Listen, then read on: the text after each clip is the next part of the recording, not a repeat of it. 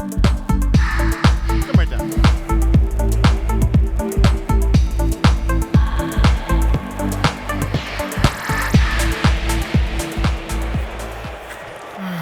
Welcome, everyone. Welcome, family. WAGMI Familia. WAGMI Familia.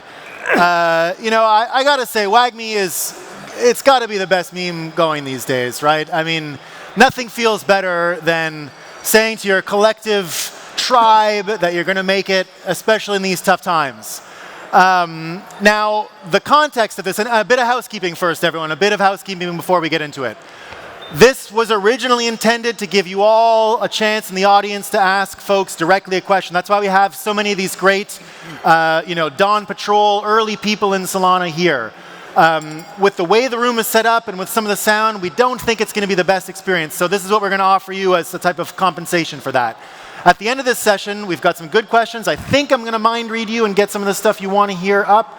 This is all about what's interesting.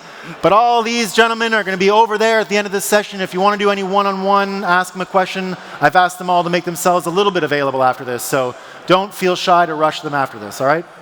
So we're going to jump in. WAGMI, everyone. WAGMI.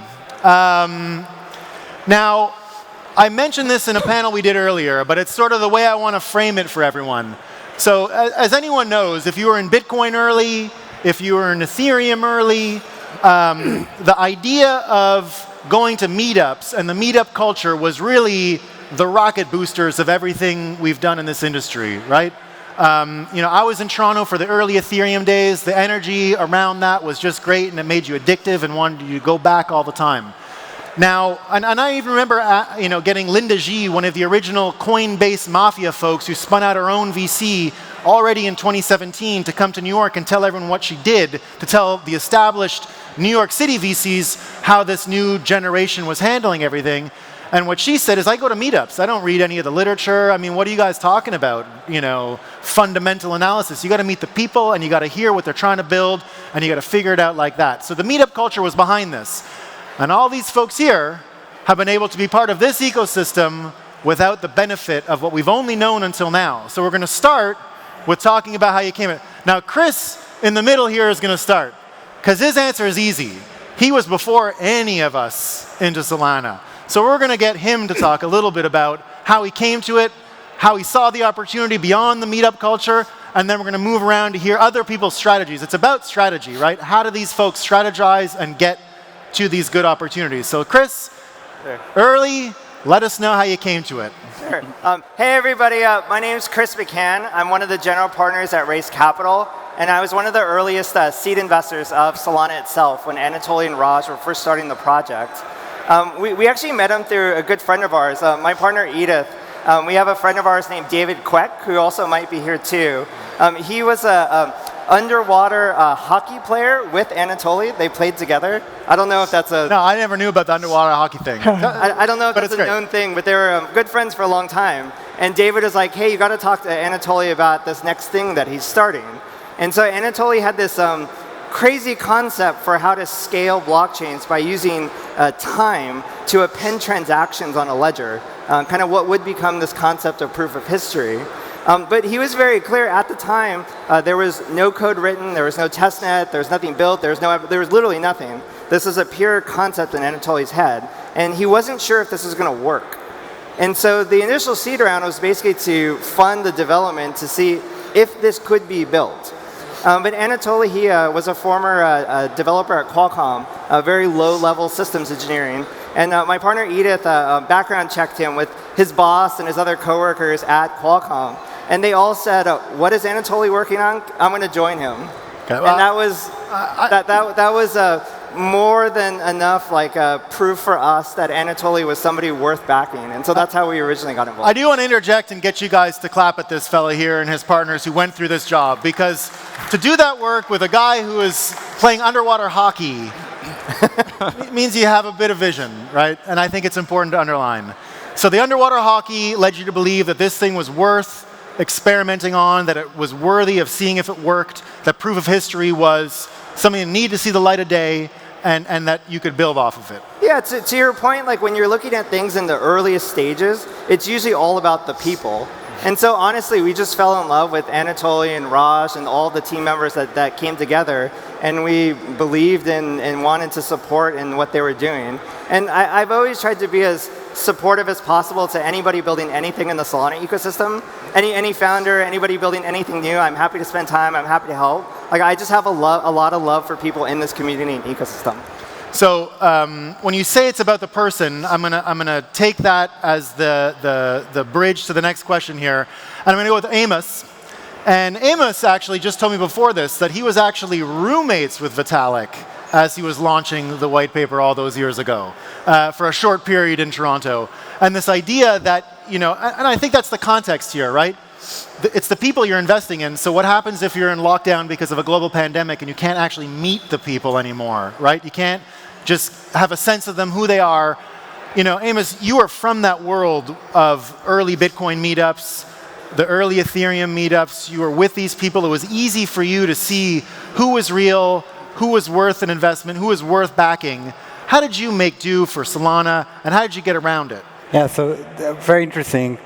So I built originally Colored Coins, which was the first protocol on top of Bitcoin early on. And to me, I remember seeing an article about Ethereum that's saying all the cool kids are building on Ethereum. You remember that? That was in TechCrunch. You remember that, right?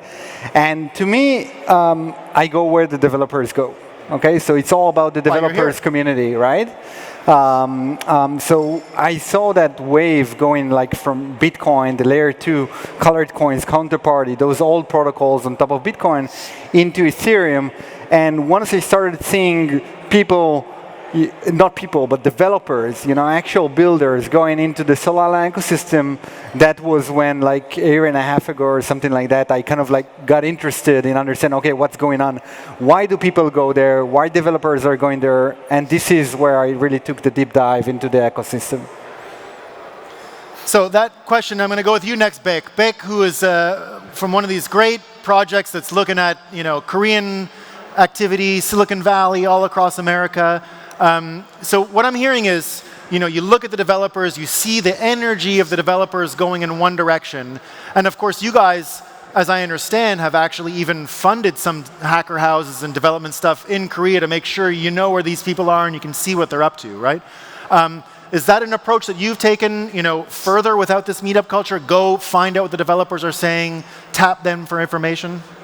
Yes, before Hash launched as a fund, our name came from Hash Lounge, which was a community building meetup. We did that in some of the co-working spaces in Seoul, where we brought Vitalik, Anatoly was also there, and just a lot of these early industry-defining founders visiting Asia. We were hosting them, and it was interesting, right? In like 16, 17, where if you're interested in crypto, you see a lot of content on the internet, but you always want to share and discuss your questions and see what people are building and learn from them.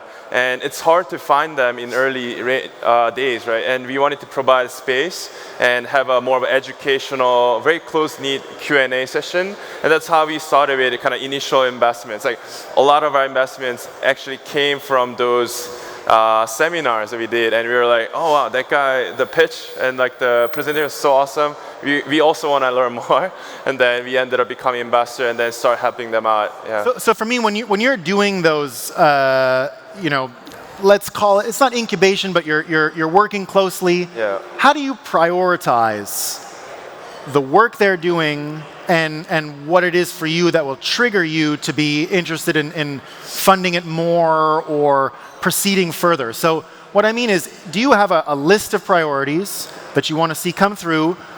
Why is one more important than the other? And how do you order those things when you're in contact with one of these developers? Yeah, we definitely have a lot of lists that we try to look at the team and the project in many angles. But I think it really comes down to whether this team is the one that can execute that to get to the goal. And I think it's similar to how Chris was mentioning on reference checking on the founders and just learning about how they've been executing before. And yes, like Solana was such an ambitious project that wasn't done before. But if you have that trust that this team will execute, that's when you get conviction that maybe these are some of the scenarios that we can take. And if these scenarios go, these are maybe how we can be helpful in that journey. So when we see that alignment, we are in. But sometimes it's hard to see, where this can go. And we try to find best ways that we can add value. So when you're looking for best ways to add value and seeing it, I'm going to move to Chase, because Chase at Binance Labs has a lot of the avenues already available in the stack that Binance Smart Chain has, and all of the work that Binance Labs does around that. So there's pieces that you guys can actually even say, well, we can help you fill in this block here. We can help you fill in this missing piece here.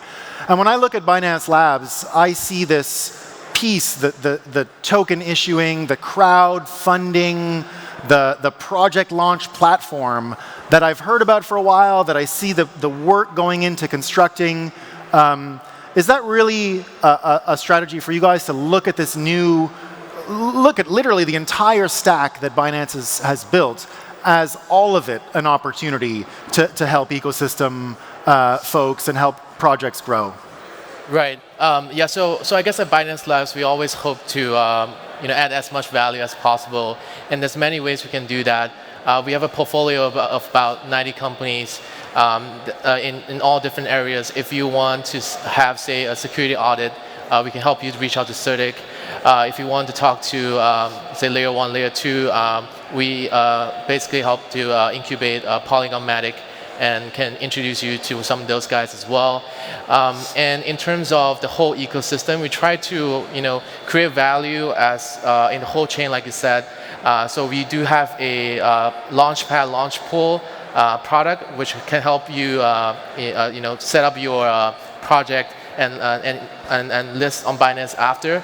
And for launch pool, it's more for later stage projects that want to have some sort of staking program on Binance and reach out to more users. And on top of that, we also have the Binance Smart Chain, which is one of the most transacted smart chain in this space right now. And we hope to incubate earlier stage projects to get onto the whole ecosystem. And from Binance Lab itself, we are also running the incubation program. So for that, we are looking at chain agnostic projects, be it Binance Smart Chain, Ethereum, and Solana. It doesn't really matter. We just want to look for the best teams and help them grow through our ecosystem. But along that growth, it almost looks like you have a roadmap to gamify it, for lack of a better word, where you can almost graduate the issuer's abilities along your entire stack. Is that a way you look at it? Right. So we want to help.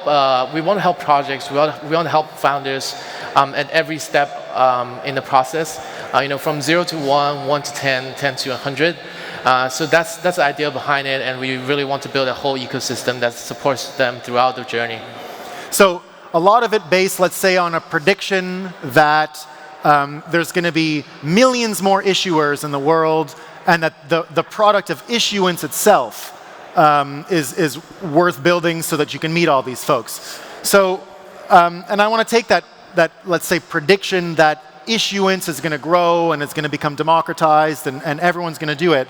And I want to go and ask the Sequoia Capital member here, just because Sequoia Capital comes from, let's call it what it is, the old days, right? The old days, when the best you could do was write a check and give some moral support and give a good beat down when they didn't come through.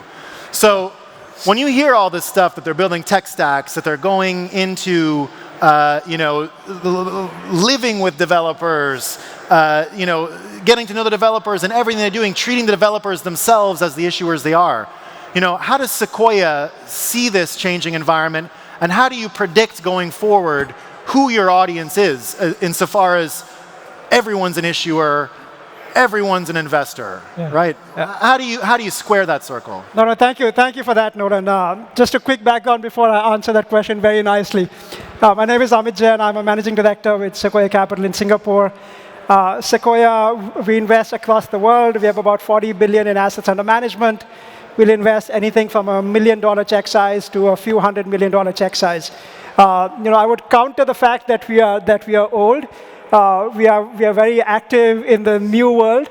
At Sequoia, India and Singapore itself, we've made about 20 investments or so in the last 6 months. We are very happy investors with SAM and FTX.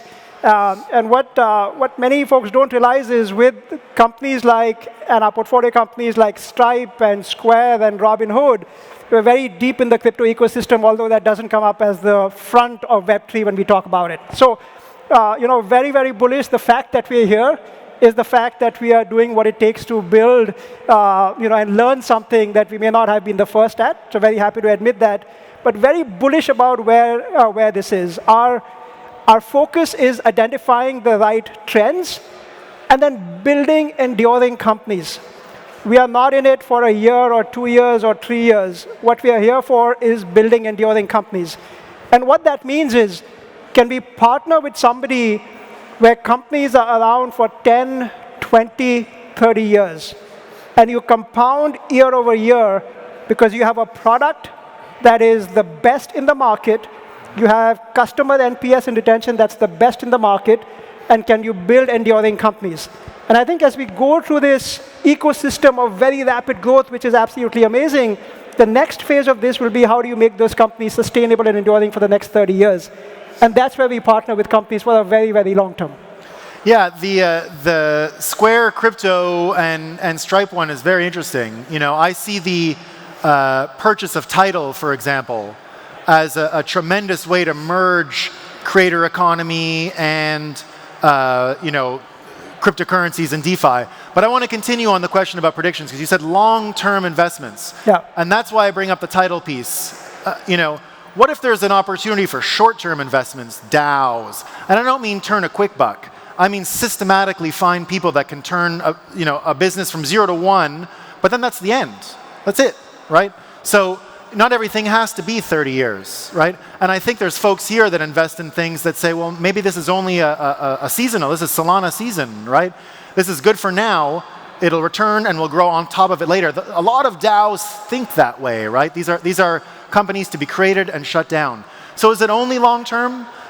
Is there a way to think of the short term, not the quick buck, but the short term investments, short term products that might not be around forever? Look, again, we are flexible in terms of long term or short term, but the ideological has to be, what is it that we're doing that is fundamentally different? What is it that we are doing that is solving a customer pain point? What is it that we are doing that is a painkiller and not a vitamin? What is it that we are doing that is loved by consumers across the world? Look, we help the daring build enduring companies. So we are not here to say we will invest for 6 months and flip. The very fact, and one of the big changes that you might have read about is the Sequoia fund. Our objective is even to change the traditional VC model and say we are not a 10-year fund, but how do you do something that is enduring in long term? Now, what that long term is might vary by the stage of the company or type, but we are here to partner with entrepreneurs for as long as they need us.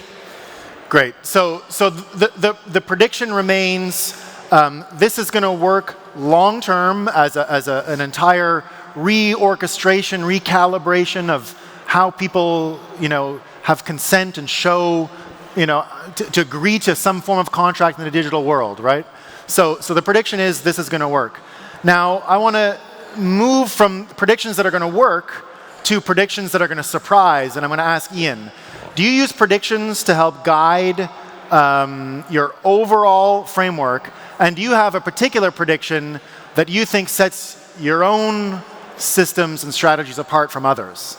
Yeah, it's a super good question, and maybe that even gets into why we were early supporters of Solana Serum ecosystem. Essentially, mass appeal applications, right? So when you're sitting in 2017 or 2018 or 2019 and you're working on some of the chains there and you're running into limitations, TPS, finality time, cost, or whatnot, then you are looking at what chain or what ecosystem removes these limitations. So that's kind of why we came to the Solana ecosystem in the first place. We were like, wow, if you can remove some of the limitations of some of the other L1s out there, now you can build your primitives differently, right? Your bar lend, your stable coins, your liquidity pools or whatnot. You're opening up a lot of design space. Now what can you do with that extra design space? Okay, well now when projects on top of that design space essentially compose with it, you have effective even opening up additional design space on top of that. After that, essentially you're making differentiated products that aren't available elsewhere. So when I talk about like how a primitive is built differently, I think to some extent that's like Serum, right? So you had AMMs, or passive liquidity, if you will, on Ethereum, and now you have active liquidity where people putting limit orders on the book, and you have a central limit order book. That's now allowing the second stage of innovation to happen. You know, like Irradium's a good example of this, right? I think they settle like half their trades through their internal AMM, half their trades go to like the Serum order book and things like that. Yeah, so that's kind of how we make predictions. One of our big predictions was just, look, we need mass appeal applications. Now, where do I think this is going to lead to now? I have not checked the TVL in Solana in the last few days, but I would say something like 100 billion TVL in the next year is reasonable, because I think you have a cycle that's working right now. You have differentiated products, you're getting users, you're getting TVL, you're getting investment, you're getting institutions, and then you're just starting this loop over again. And when you say mass appeal, and then you also mention, let's call it, what was it again? So mass appeal, you get the users. If you get to a billion users, and the word I was looking for was design space. Yeah. Right? The design space. For me, when I see a billion active users a day, that's still like a prize in this industry. No one's near a billion active users a day, right? We haven't developed anything. We don't have a billion users a day.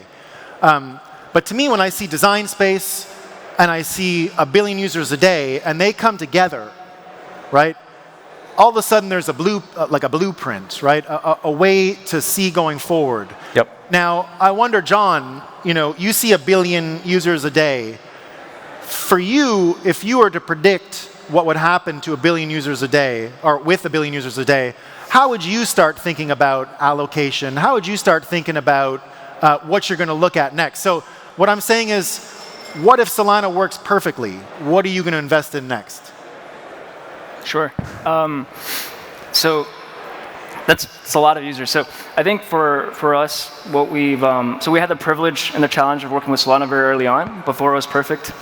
But I mean, looking forward now, I think for me, it's now that Solana has already reached this stage where it's at compared to 2020, 2019, 2018, when Chris got in, is like what users consider Solana as their home base.